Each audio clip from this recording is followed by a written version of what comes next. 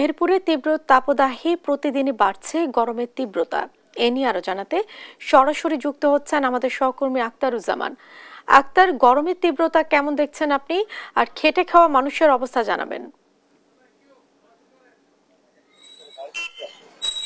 ধন্যবাদ জেসিকা। যেমনটি বলছিলেন, মেহেরপুরের তাপমাত্রার কিন্তু তেমন উল্লেখযোগ্য পরিবর্তন হয়নি। আপনি জানেন যে বিভিন্ন জেলায় কিন্তু গতকালকে বৃষ্টিপাত হয়েছে, এতে কিন্তু বিভিন্ন জেলার তাপমাত্রা কিছুটা কমলেও মেহেরপুরে যে তাপমাত্রা, সেই তাপমাত্রা কিন্তু অপরিবর্তিত রয়েছে। আপনি জানেন যে দেশের সর্বোচ্চ তাপমাত্রা কিন্তু মেহেরপুর এবং চুয়াডাঙ্গায় রেকর্ড করা হয়েছে 42 ডিগ্রি সেলসিয়াস।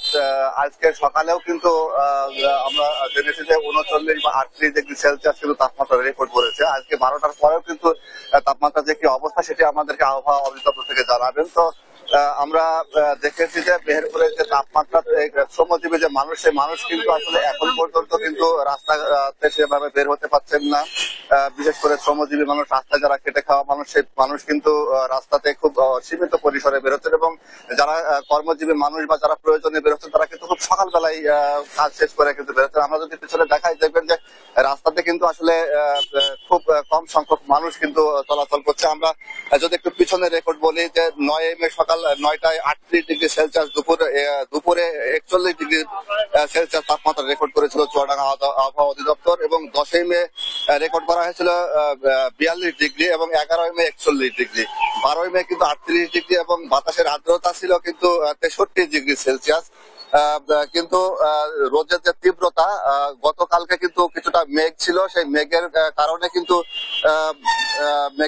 কিন্তু বাতাসের পরিমাণটা কিছুটা বেড়েছে। আমরা কিন্তু বাতাসের কারণে কিন্তু দেখেছি যে অনেকটাই মানুষের মধ্যে কিছুটা স্বস্তি ছিল, কিন্তু আজকে বেলা বাড়ার সাথে সাথে কিন্তু রোদের তীব্রতাটা অনেক বেড়েছে। আমরা যদি একজন কর্মজীবী মানুষের সাথে কথা বলতে চাই, যে এই যে রোদের তীব্রতা, আপনারা আসলে এই তীব্রতার মধ্যে কি মানে কিভাবে আপনারা রাস্তা চলাচল করছেন? খুব কষ্টের উপরে হালকা দিয়ে। আজকে সকাল থেকে তাপমাত্রা কি অবস্থা? খুব বেশি।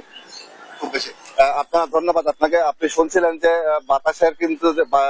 বাতাসের কিছুটা পরিমাণ বৃদ্ধি পাওয়ায় কিন্তু এখানে কিন্তু শ্রমজীবী মানুষ তারা কিন্তু বের হচ্ছে, কিন্তু যারা ভ্যান চালক রয়েছে বা রিক্সা চালক রয়েছে তারা কিন্তু প্যাসেঞ্জার পাচ্ছেন না। তবে কয়দিন নাগাদ যে এরকম আবহাওয়া থাকবে, সেই আবহাওয়ার কিন্তু অগ্রিম বার্তা কিন্তু আবহাওয়া অধিদপ্তর আসলে দিতে পারেনি। তবে আমরা জেনেছি যে এ পর্যন্ত যদি বৃষ্টিপাত না হয় মেহেরপুর জেলার উপর, যদি আবহাওয়া তেমন উল্লেখযোগ্য পরিবর্তন হবে না বলেও কিন্তু আমাদেরকে জানিয়েছে। তবে বৃষ্টিপাত হলে আবহাওয়ার কিছুটা পরিবর্তন হবে।